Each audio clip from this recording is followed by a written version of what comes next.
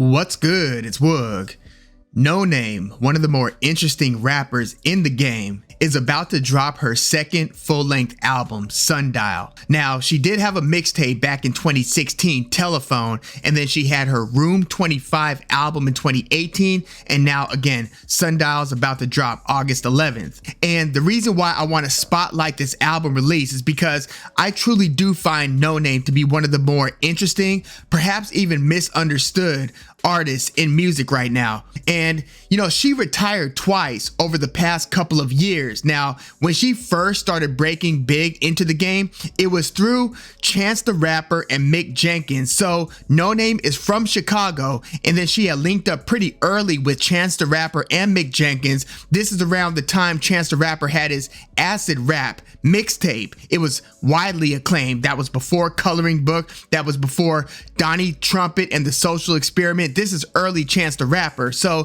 Noname actually had a highly reputed feature on that Acid Rap mixtape. And, she was very into spoken word as she was growing up. So, she's an avid reader. In fact, she founded the Noname Book Club and has a website that gives you access and pretty much a map to all Black-owned bookstores. So she's very into education. She's very into poetry. She was a poet before she was a rapper, and you can even hear in her cadence, in her jazzy style, you could hear a bit of spoken word in her rap lyrics. Now, don't get me wrong. When she wants to snap, she can snap. Just look at how she kind of clapped back at J. Cole for somewhat criticizing her methods of critiquing, because she is very outspoken, sometimes controversial. Now, when she first started rapping, she rapped under the name Noname Gypsy, but then she took the word gypsy out of the name because of its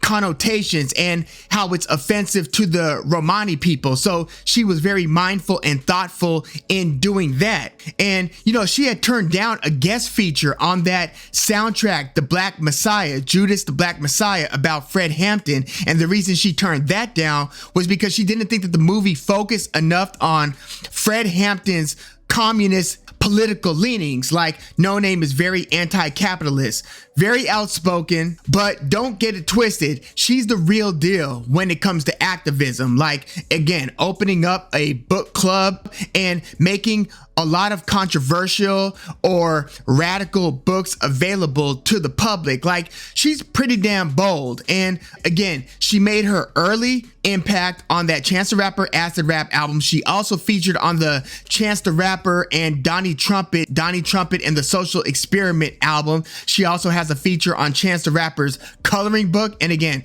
she has features on some Thundercat work, some Mick Jenkins, and so forth. But she's also founded a three-person group between her, Smino, and Saba. That group is called Ghetto Sage. So, when I listen to her music, first of all, Telephone is kind of like a concept album where she's having a lot of very important, she's basically couching songs within the context of an open-ended telephone conversation. So that was her 2016 mixtape. Her 2018 album, Room 25, again, excellent album. She just has such a smooth delivery. And even when she kind of gets playful in her bars and so forth, very multifaceted. Again, it's very fitting, or it makes a lot of sense that she was a poet first. And after that Room 25 album release in 2018, she retired from music, and it was for a pretty controversial reason that she later kind of reframed. At first, it was because she didn't think that, the Black audience was supporting her music. So she didn't want to, quote unquote, or I'm paraphrasing here, she didn't want to dance on stage for white people. So she felt like her audience was predominantly white.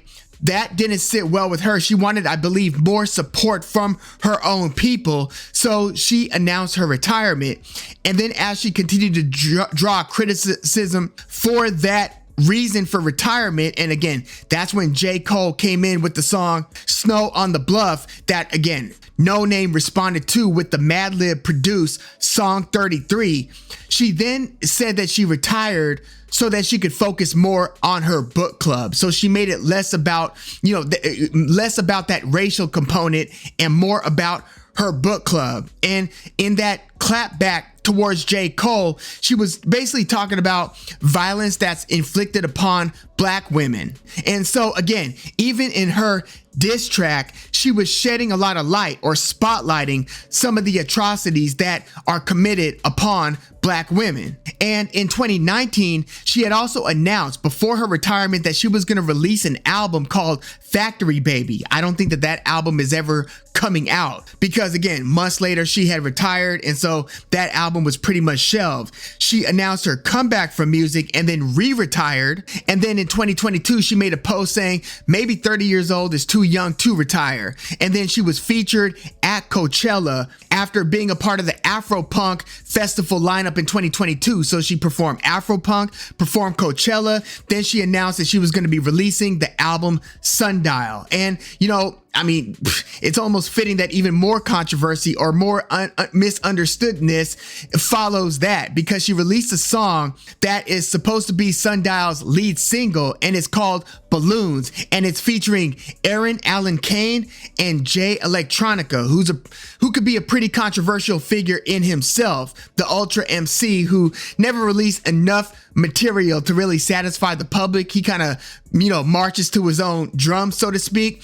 But in featuring Jay Electronica, Noname caught a lot of backlash because Jay Electronica has said, or, you know, some things that were perceived as anti-Semitic. So Noname caught a lot of flack for that, and then took to the social media to kind of defend having him on her track and defending some of his positions and defending his affiliation with the minister Louis Farrakhan. So Noname around that time even insinuated that maybe the Sundial album is never coming out, but it looks like it is actually coming out after a long wait. Again, her last album was Room 25 in 2018. So if you're not up on Noname's music or her activism, get familiar. I would say start with Telephone, listen to Room 25, and then enjoy when she drops Sundial. I expect her to have some interesting concept-based songs. Her themes are often very thoughtful,